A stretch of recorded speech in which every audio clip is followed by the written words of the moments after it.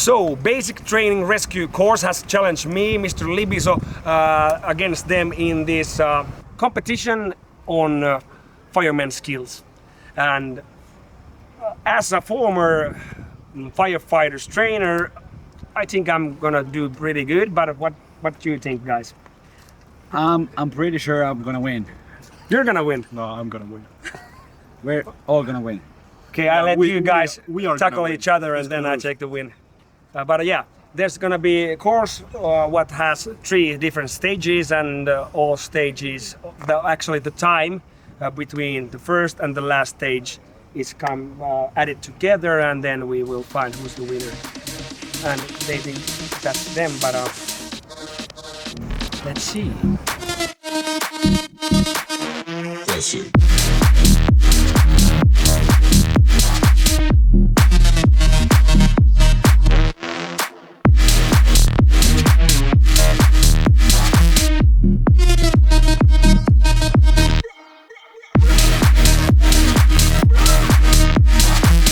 Ne veti kyllä tän kädessä alle, tai siis rullaamaan tossa vittu.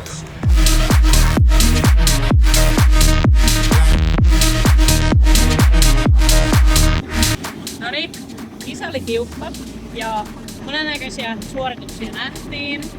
Sääntöjen sisällä kuitenkin kuljettiin jatkuvasti. Ja 3. sijalle ajalla 2 minuuttia, 14 sekuntia ja 66 nanosekuntia sijoittui Libiso. Mitä? Sitten 2. sijalle ajalla 1 minuutti, 58 sekuntia ja 86 nanosekuntia sijoittui Konstantti. Oi, ei huono, hyvä. Ja 1. sijalle ajalla minuutti, 45 sekuntia ja 85 nanosekuntia sijoittui Sander. No, Kiitos, tää oli kuitenkin odotettavissa. Miltä nyt tuntuu?